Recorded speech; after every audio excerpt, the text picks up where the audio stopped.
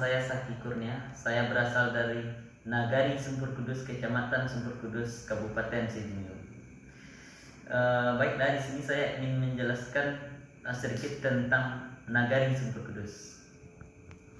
Nagari Sumpur Kudus terletak di antara Bukit Barisan, lebih tepatnya dikenal dengan Gunung Seribu.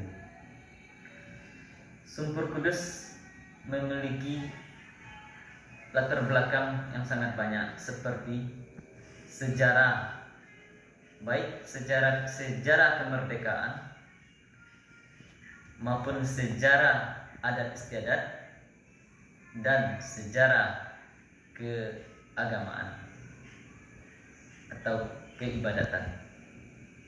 Yang pertama, saya ingin menjelaskan tentang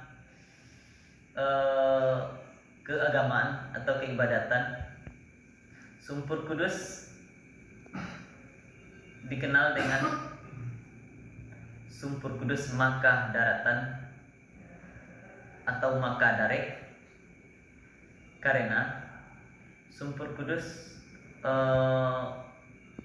mungkin di daratan Sumatera agak lebih awal dari daerah-daerah yang lain memeluk Islam.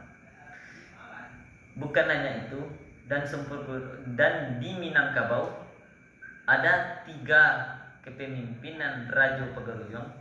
Yang pertama di Rajo Alam yang terletak di Pagaruyung Batu Sangkar.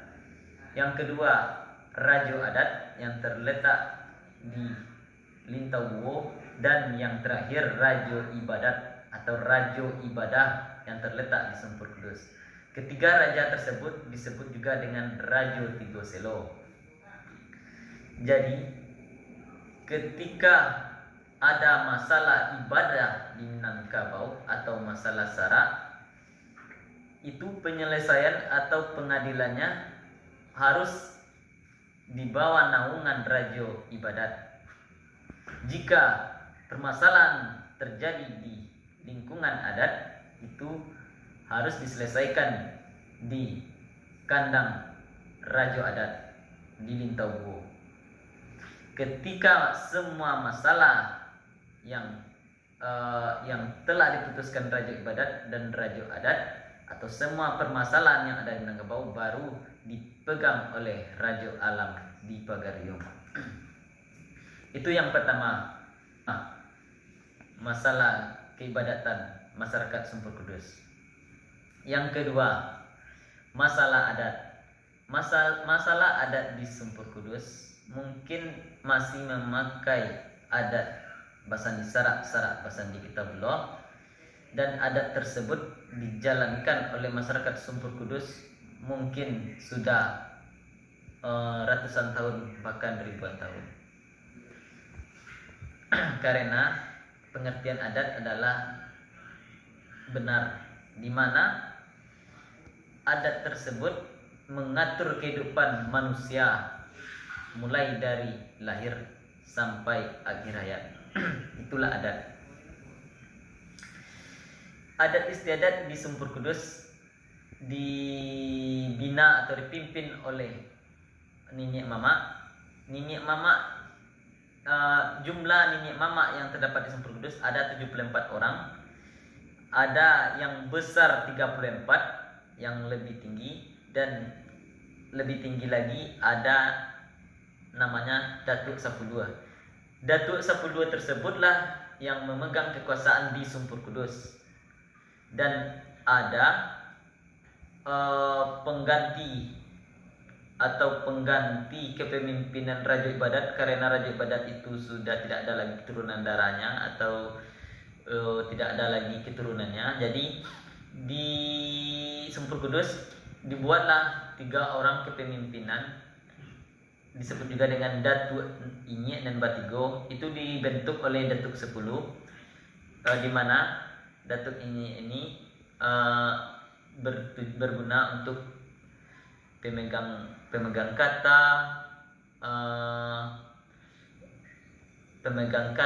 dan untuk menyelesaikan persoalan masalah tentang peninggalan raja, disebut juga dengan Datuk Inyek dan Batik.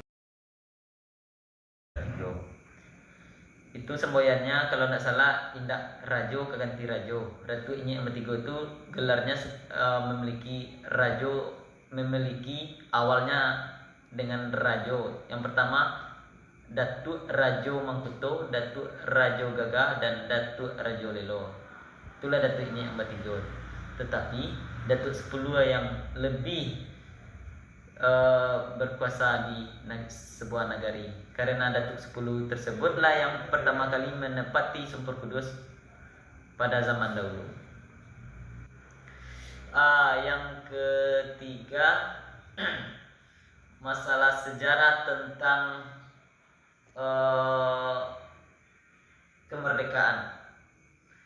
Masalah kemerdekaan mungkin Sumpur Kudus tidak banyak dikenal orang tentang masalah sejarah kemerdekaan. Sebenarnya Sumpur Kudus adalah sebuah negari yang cukup berpengaruh untuk kemerdekaan dan untuk kemajuan dari Pulau Sumatera, terutama untuk perang periperi, di mana kelompok dari Safruddin Perwira Negara sudah dikejar atau diincar oleh tentara pusat karena rombongan Safruddin Perwira Negara agak sedikit tidak suka dengan pemerintahan pusat, di mana Safruddin dan kawan-kawannya lari ke Sumpur Kudus, dan disitulah Sumpur Kudus dikenal dengan ada tugu pemerintahan darurat Indonesia atau disebut dengan PDRI. Di situ Safruddin dulu pernah berdiam diri di Sumpur Kudus, lebih tepatnya di nagari tetangga Sumpur Kudus, yaitu nagari Selantai. Dan Safruddin Perwira Negara ini sangatlah berpengaruh untuk kemerdekaan Indonesia, di mana waktu Soekarno dan Bung Hatta ditangkap dan dibuang ke Pulau Bangka, jadi Soekarno mengirim mandat ke Safruddin Perwira Negara untuk mendirikan pemerintahan darurat Republik Indonesia, supaya tidak bisa diklaim oleh Belanda ataupun penjajah bahwa Indonesia ini belum kalah, sudah kalah. Disitulah Sumpur Kudus memiliki tugu PDRI atau Tugu Pemerintahan Darurat Republik Indonesia. Yang terakhir, saya ingin menyampaikan atau mempromosikan sedikit tentang tempat wisata alam Sumpur Kudus. Sumpur Kudus memiliki keindahan alam yang luar biasa, terletak di antara bebukitan.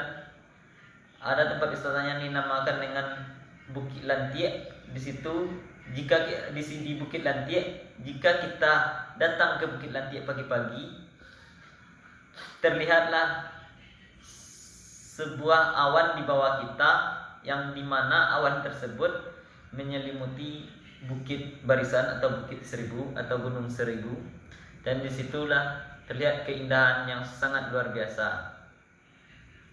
Dan masih banyak tempat wisata alam lainnya seperti air terjun Lubuk Pendakian. Air terjun Lubuk Pendakian memiliki keindahan yang luar biasa, di mana air terjunnya terletak di dalam goa.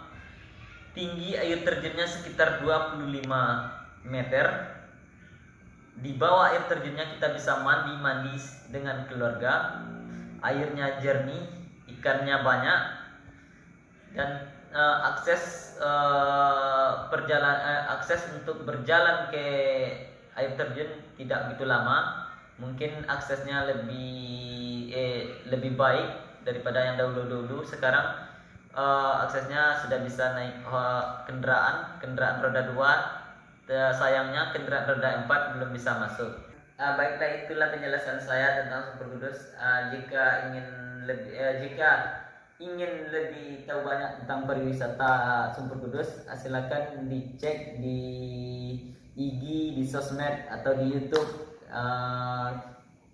Carilah tentang wisata alam Sumpur Kudus yang lebih dikenal dengan yang banyak diposting masyarakat itu Lubuk Pendakian.